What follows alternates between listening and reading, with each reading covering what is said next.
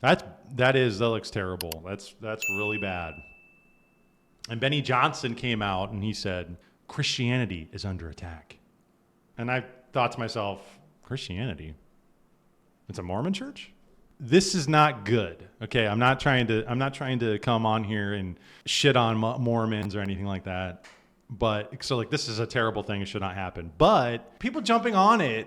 There was other people too. I think Cernovich also said something about being Christian. Christianity. This is Christianity. Christianity is under attack. Christians are under attack in this country, people. Don't you see? And anybody who's a Christian should take a step back here and go, Mormons? Mormons are Christian? When? Since when? Mormons don't even believe in the Trinity. They believe God. They believe the Father was a human who became God. Joseph Smith is a prophet who gave divine revelation, which we all say revelation is closed. It's off. But Joseph Smith in the 1800s or wherever the hell, he came out and was like, oh yeah, actually I'm going to write my name into Genesis, which he did. If you look it up, he added lines to Genesis, putting himself in there. People are going to get online and say, no, they're Christian guys. They're just like you. They're just like Catholics. They're just like Orthodox. I don't think so. I don't think so. And I don't think we should cede this ground here and be like, no, yeah, guys, Christians are under attack. All Christians need to unify. We'll throw in the Mormons in there. Let's throw in the Scientologists in there too.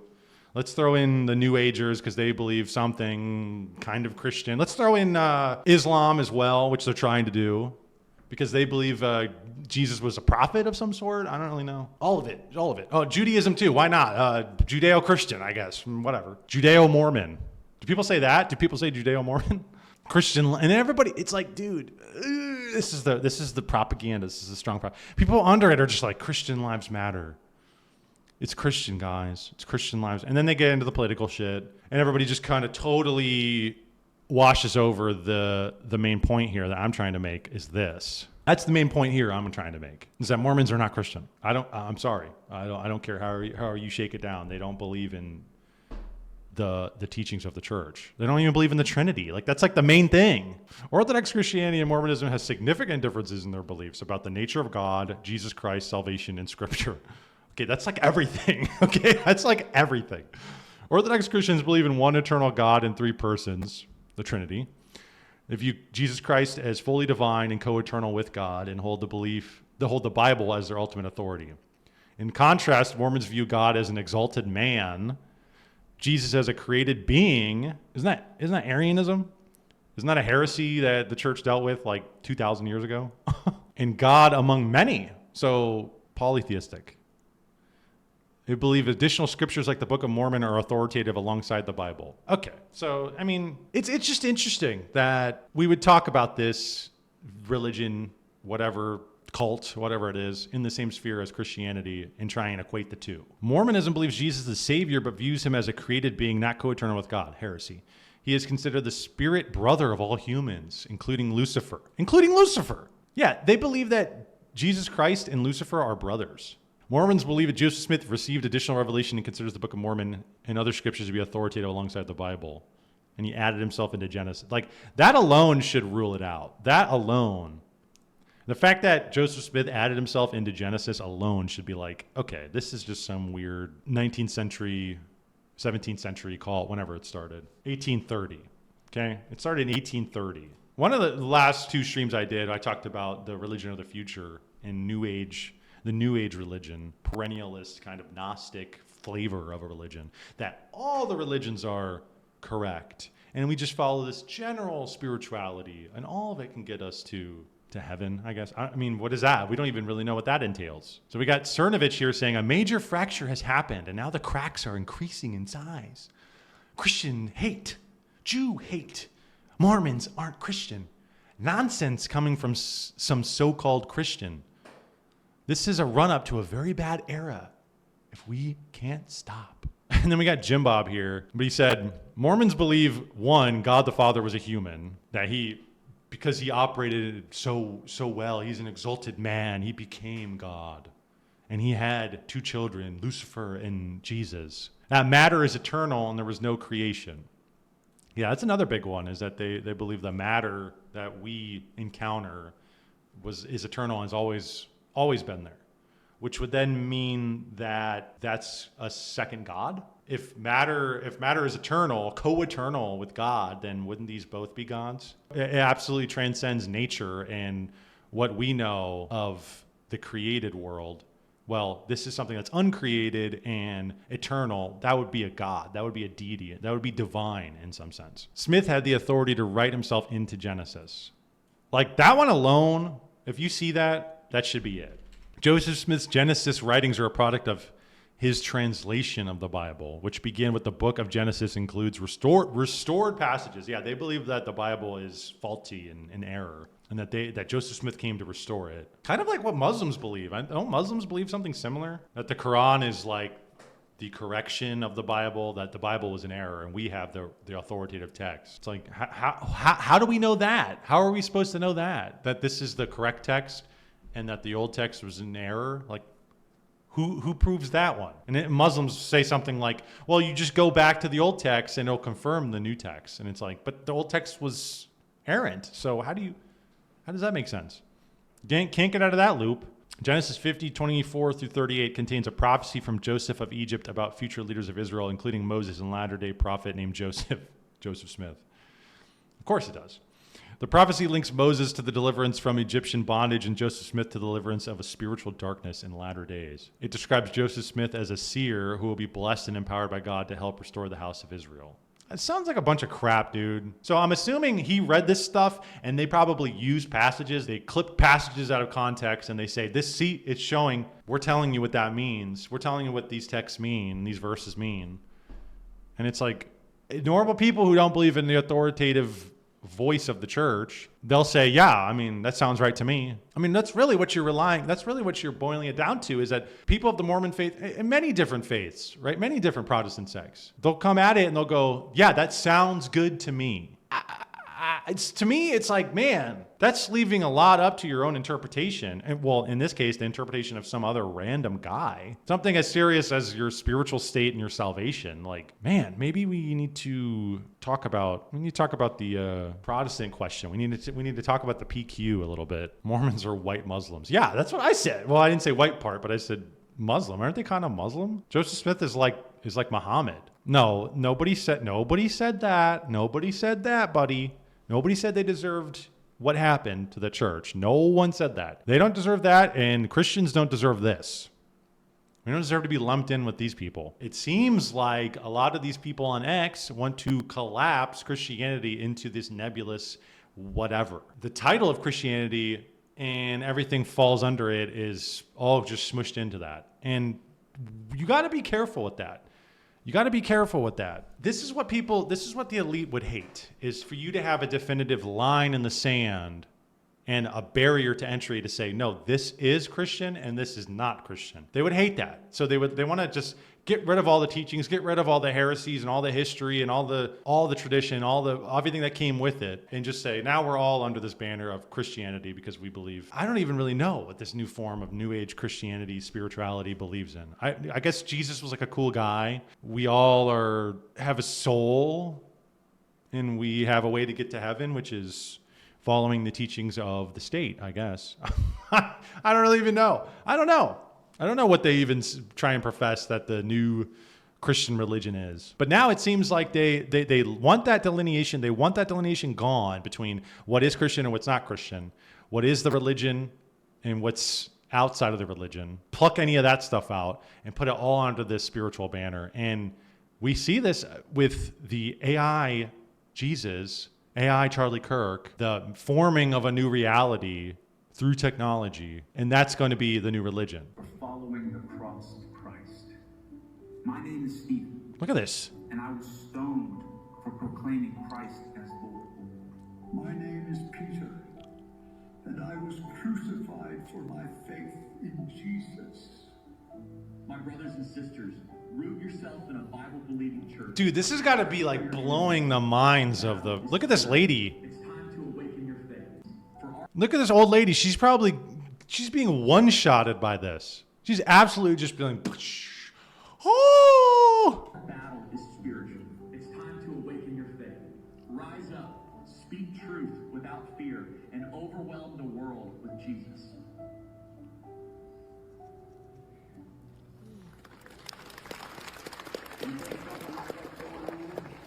This is such an impropriety, man.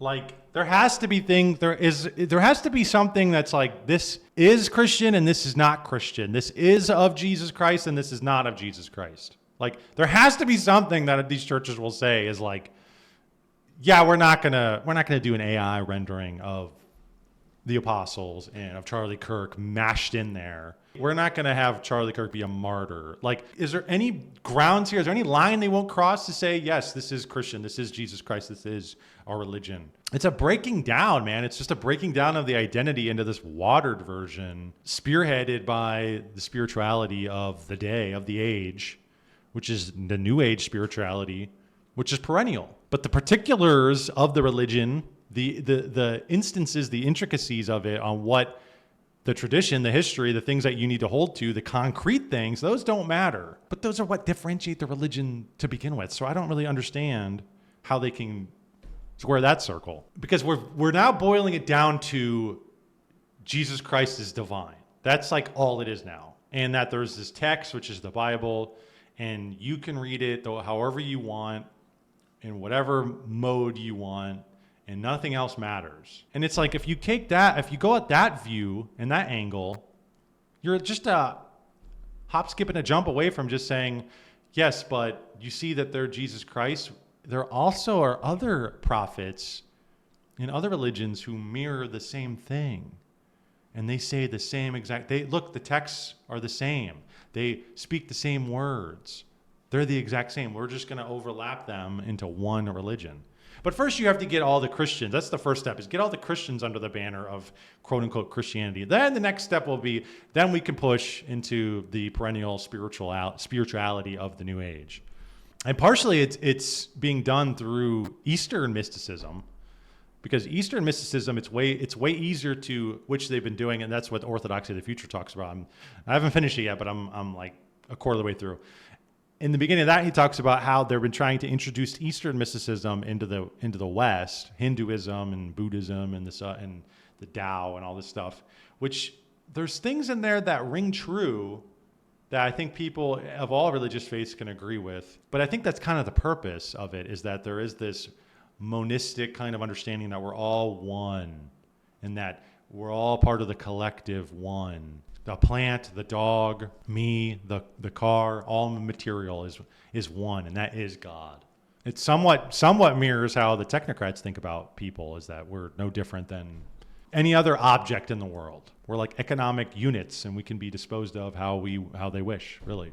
And I feel like that might be part of it too, is that they want to get people on board with feeling that you are not special as an individual. You're part of this general collective. You should give yourself over to this ambiguous, nebulous blob of a God, which is in part kind of what's going to go on with AI, is that we're all going to upload ourselves to AI, which is this nebulous blob.